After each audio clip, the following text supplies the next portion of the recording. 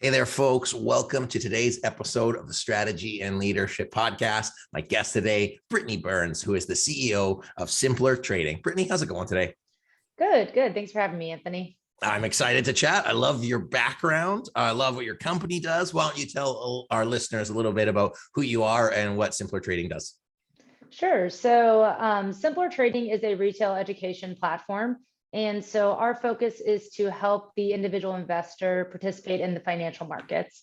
We're currently heavily focused on the options and futures space. That's a bit of a result of just our founder and his experience in past, but we are very quickly diversifying and moving into new asset classes like equities and into new markets such as foreign markets and exchanges.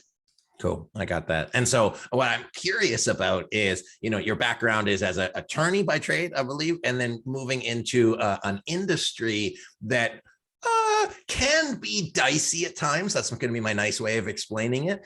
How has the transition from, call it practitioner to corporate development to leading this organization been for you? And what are you hoping to bring to your organization and kind of like the world as a whole, I guess? Sure. Yeah. So did start out as and still a licensed attorney in Virginia, no longer practicing. Initially following law school, and actually while I was in law school, I focused in financial regulation. So I previously worked with a fintech startup in Richmond, Virginia, that was in the BD space. And then I moved over to a investment advisory firm and then came to Simpler. Had a period between my post law school career and coming to Simpler, where I was consulting for about 2 years, and really found a lot of enjoyment in helping companies to identify their risk box and understand how to navigate through the complexities of being either a regulated company or oftentimes a regulated adjacent company. So for Simpler, we are focused in the education space. We fall under the publisher's exemption of the 40 Act. But being next to regulated industries like investment advisors and being regulated by the FTC, like any consumer-facing company, we just face different challenges. And I connected with Simpler in 2017 and initially was helping them to navigate the implications of GDPR on their organization, and helping them to understand really where their risk lied, given that they were only marketing in the United States, had very, very minimal customers in contact with people in the European Union. And so helping them to understand what the absolute best practice, no risk and no exposure would look like. And then also moving into, okay, what does your business need to do to protect yourself in the best way that's still feasible for the size of the company. And as I was doing that, I really got to know the founder and really just saw a lot of opportunity within the organization, but there's also a lot of challenges on the horizon.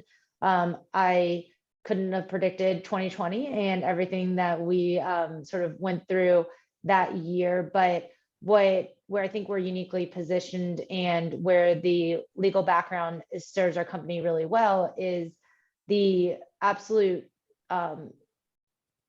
hyperbolic growth in the retail trading space that was really initially ignited by a move to 0% commissions and then amplified by COVID. Has drawn more scrutiny from regulators. And so we are really well positioned to be a thought leader in this space and to really help regulators define regulation that both supports the individual investors so that they can still have access to the markets, but also protects consumers who may have been exposed to some predatory practices in the past.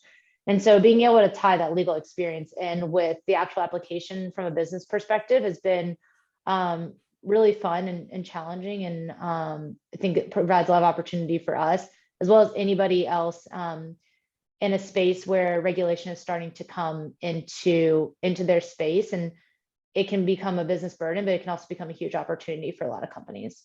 Yeah, absolutely. So if we continue down that path and think of you as an individual, like kind of outside of Simpler, if we think of, I heard a couple key themes, kind of like really that risk mitigation, risk management, the complexities of regulation. And a lot of our listeners are either there's not-profits, there's municipalities, there's government, there's education where they don't control everything. And then I think one of the areas that I believe you're good at is that communication piece. Like, how do you navigate that both from a personal piece, but also like communicating that? So imagine, we're at a party and I say, tell me about the coolest thing about your job. Where do you have the most fun? Where does your like problem solving brain go when you're in your flow state? What is that? And what do you want our listeners to know about kind of being able to manage that world successfully? Yeah, I think it is really a lot like a puzzle. Whether you're regulated or not, you have a risk box as a company and as a leader in a company, and understanding the goals of whoever's placing that risk on you. So it could be a regulator, it could be you might have a dependency on a vendor, or a lot of people are impacted by the ability to get materials and in 2020 and 2021. And so I think that it's understanding sort of where your risks are coming from, and understanding how to navigate the company in a way that is covering as much exposure as possible, but understanding that covering all exposure is not always in the best interest of the business. And so there's always, my legal background, I think, always has led me to go first to what is the quote perfect way to cover all exposure. And many times the cost can outweigh really what your risk is. I think that regulators can be most times reasonable when you are working with, when you're willing to collaborate and understand what they're trying to achieve. And there's, like I mentioned, a lot of opportunity too, and that can be fun when you're looking at competitors who maybe wouldn't be able to navigate this regulatory challenge. And so that puzzle piecing and figuring out like, okay, where is the most exposure? What from a business perspective is feasible to cover that exposure? And where do we feel like we maybe don't need as much coverage, because if that exposure were to be further exposed, the impact would not be worth the cost of coverage. And so that's always fun. I wouldn't say it's necessarily the most fun part of my job or what I get most excited about. I think it's what my background and skill set lends me to help our company grow.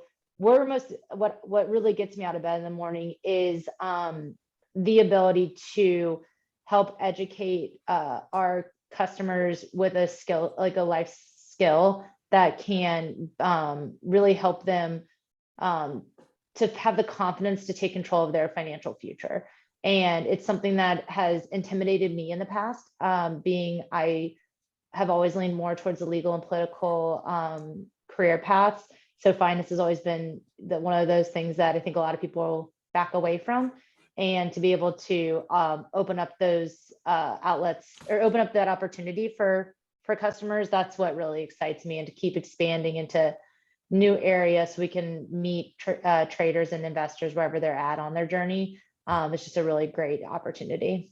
Cool. Well, I actually see it quite as a parallel, because on one hand, what I heard is like, that bringing to organizations and that there's no perfect way. So it's managing your risk, hedging your risk, and looking at what is feasible, what is possible, and, making sure that the investment that you put in matches the kind of return, and doing your best without being overkill. And then I hear on the education side, you're doing the same thing. You're helping traders mitigate their risk. You're giving them more confidence by understanding what they're getting into. And by being by understanding the levers of the financial markets, you de-risk yourself, and then you're not gambling. You're actually saying, hey, I'm making a calculated risk, a calculated investment in this organization because I see an upside potential. And I find in my experience, when I'm totally out of my depth, that's when I'm scared. When I at least have enough knowledge, I say, okay, I'm confident understanding what I'm getting into. That helps me be more prepared. And I also find the same thing in people and leadership development, is that it's scary to lead people. It's scary to be able to support and especially as you move from, I don't know, in your case, CMO to CEO, it's a step, but if you're educated, you have the support, you have the resources, it's all just risk management, and the upside generally outweighs the downside. Thoughts on the parallel, and then how that applies to your specific journey? No, I love it, Anthony. You said it way more articulately than I did. And so I think I never thought about it in that exact way. But yeah, the risk management really is, like I said, not limited to whether you have a regulatory risk or any sort of outside, risk or reliance. It's internal as well. It's mitigating the risk of putting in place a new policy and how that's going to impact your employees and how they're going to react. And we're not as employers in a environment where recruiting is easy and retaining talent is easy. And so you really have to stand out from, other organizations that are looking for the strong talent that you've developed within your organization or that you've been able to recruit. And so every decision that we make, I've always had a really large focus on our employee culture, and communication is one of my personal core values, but also one of our core values as a company. I place a heavy emphasis on communication and trying to be as transparent as possible, while of course mitigating risk of transparency to employees, because as I'm sure all the leaders that listen to your show know, too much transparency can also be a risk if it's not well understood within the organization. But I think that risk mitigation does carry through to our personal, offering as a company. But really, as a leader, it's what you're constantly balancing, both internally with your employees and then externally with any sort of external threats to the organization. Yeah, absolutely. I really like that piece around. I am pro communication. And I find that, again, if we talk about de-risking, it's the uncertainty, like if it's the devil you know rather than the devil you don't. So being able to do that, but then also managing that so you don't kind of give away the farm, speak too early. I sometimes have a bad habit of dropping ideas that might not be fully baked, and that can cause more confusion. So for leaders to make sure that if you are communicating, it is fully complete and that you close the loop around that. I find that super important.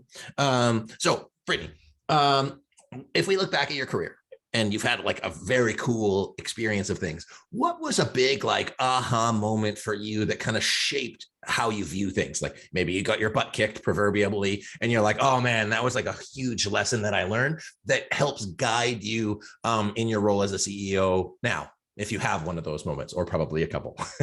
Yeah, that's let me choose which one would be the best.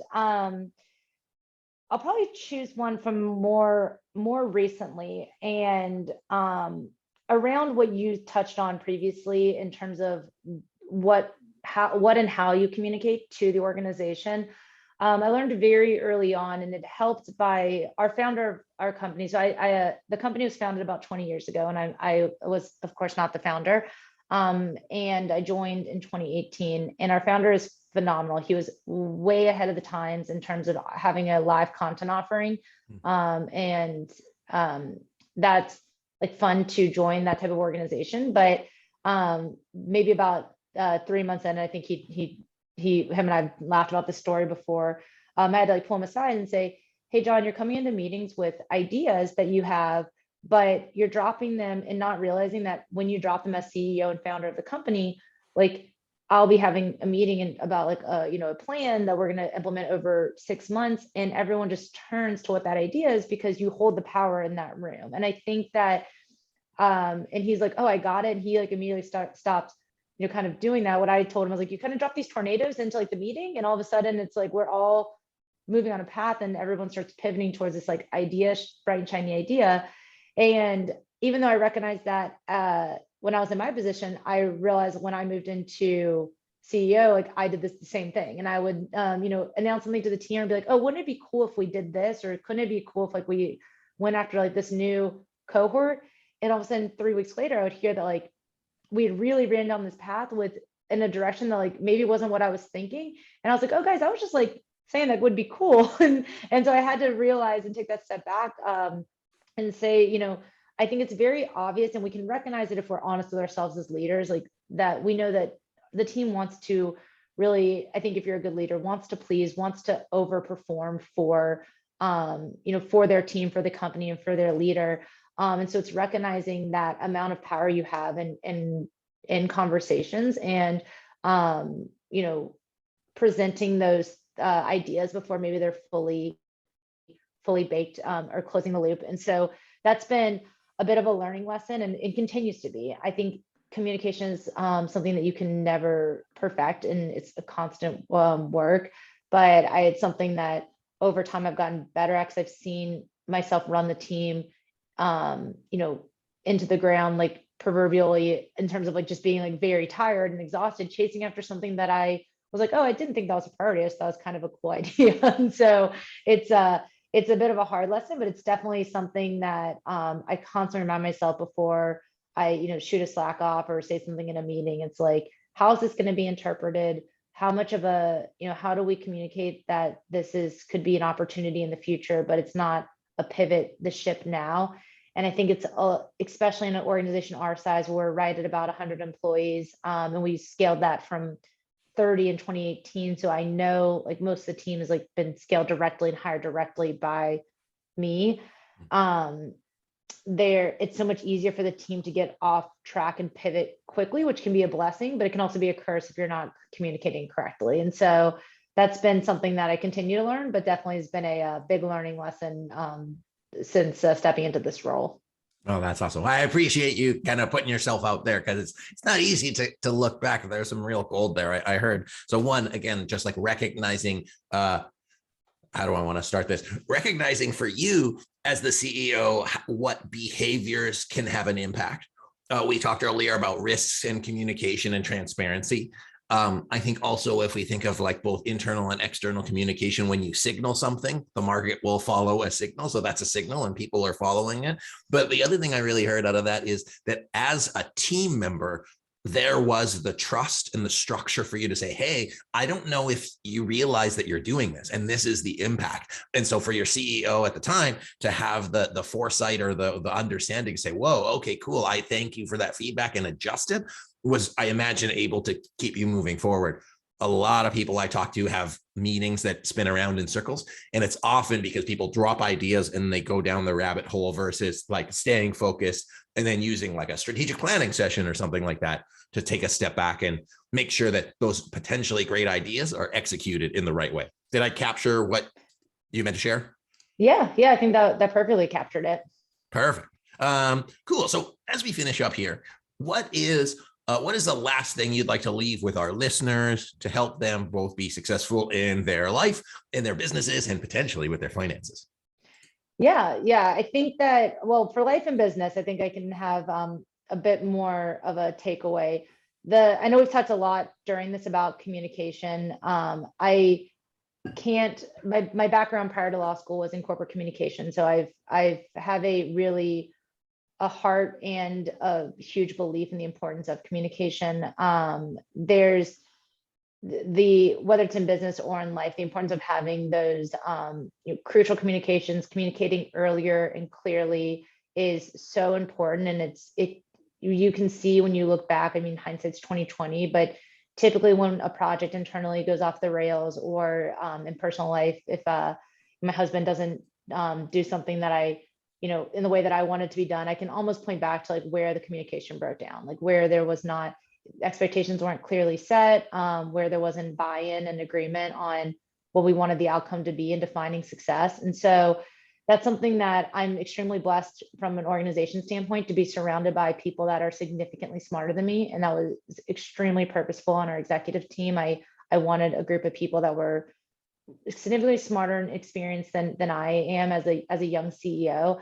And something that I bring to the table and keep reinforcing with our organization is, when we leave with a decision, we need, how are we going to measure whether this was successful or not? I'm extremely competitive, so I can joke with my team. I was like, how am I going to know if I won, guys? Like, I need a number, or I need something that's specific. How do I know that I won?